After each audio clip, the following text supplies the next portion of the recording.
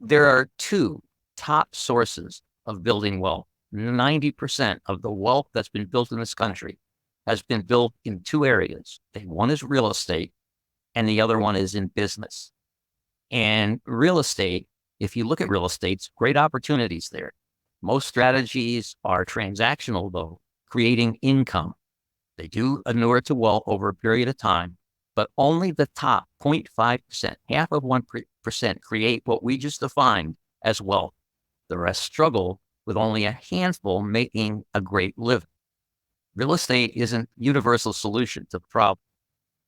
It also has other issues. It's location-based. Locations rise and fall, and you cannot move the property. So if the neighborhood goes bad, you're stuck with it, or you have to sell it, and you'll sell it not with the profits you're looking for. Economic conditions rise and fall, and it's difficult to change the business model of property without large investment. So if it's the neighborhood changes and you've got to recondition the building, well, a very expensive proposition to do that.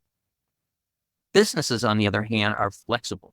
And more important, they are adaptable to technology. Technology today is revolutionizing the profitability of business. And by taking older businesses that haven't put in or adopted that technology, there are huge profit opportunities there.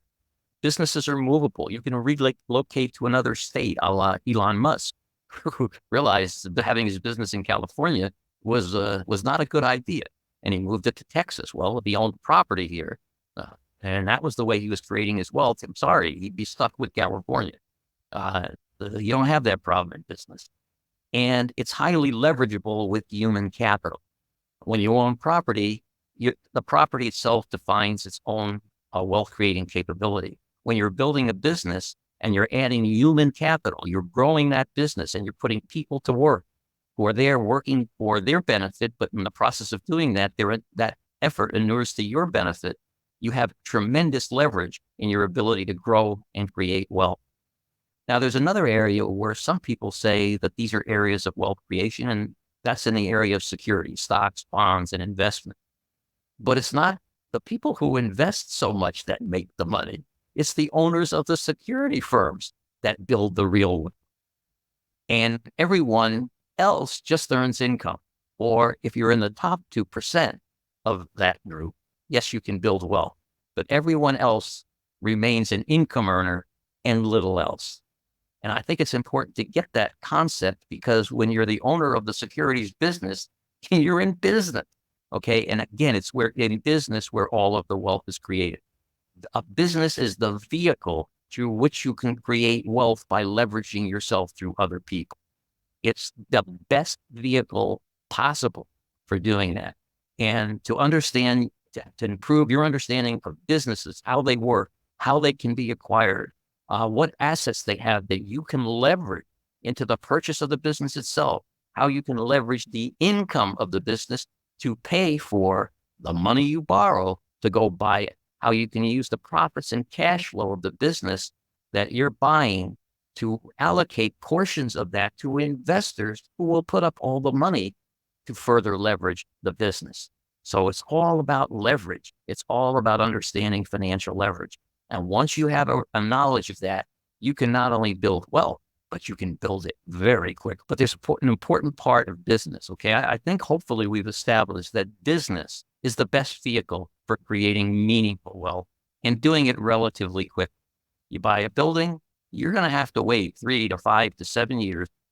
Early years, usually you'll have negative cash flow. When you buy the building, you don't have positive cash flow right away. But then as you raise rents over a period of years, you turn the cash flow around, and eventually you start building equity in the building, and it takes time. Okay, businesses can be almost instantly made more successful. And we're going to share with you some strategies today for exactly how you can take a business that you've bought, spend almost nothing in transforming it other than changing its business model slightly. And then from there, very quickly have a business that's worth way more than what you paid for it, bringing in income that is being produced that is way more than the business that you purchased. But let me take a look together at another aspect of this. Okay, we talked about businesses being the best vehicle, but there are two ways that you can get yourself into a business. And one of them, which is the worst way, is to start the business from scratch. Why? Because you got a couple of years of just planning it in order to do it correctly. So you to even be able to start, you got planned, a lot of work and effort and energy goes into that. Then you're going to have a period of negative cash flow after it starts. And it takes your hard-earned and saved money. No one else gives you credit. So you've got to put money in for several years until it finally turns the corner, and then it starts supporting you if everything's gone right. Okay. Then you probably don't have a very big business because it took a while to even get to the space that it's in. And it's going to take you, if you're growing internally at 10, 15, 20% per year, it's going to take you many years to get to where it's really has the value and the earning power that you need. Well, what's the best way to do business? Well, the best way is to buy someone else's already profitable cash flowing business, because now it's up, it's running, it's past its high risk stage. It has enough cash flow and assets in it that if you understand how to orchestrate those elements, you can attract the resources you need to buy the business without you having to have the cash to do it. A business can be bought using financial leverage. The business has assets and cash flow and profit that you can leverage. You can attract with that cash flow investors and lenders who will want to support your purchase of the business. Why? Because they're going to make money out of it. And your job as an entrepreneur is to show them how to do that, how you're going to set it up so that they can do that. And you can do it with little or none of your own cash. You can do it with knowledge and knowledge alone. That's how I bought my first company. And I'm going to show you in a minute exactly how I did it.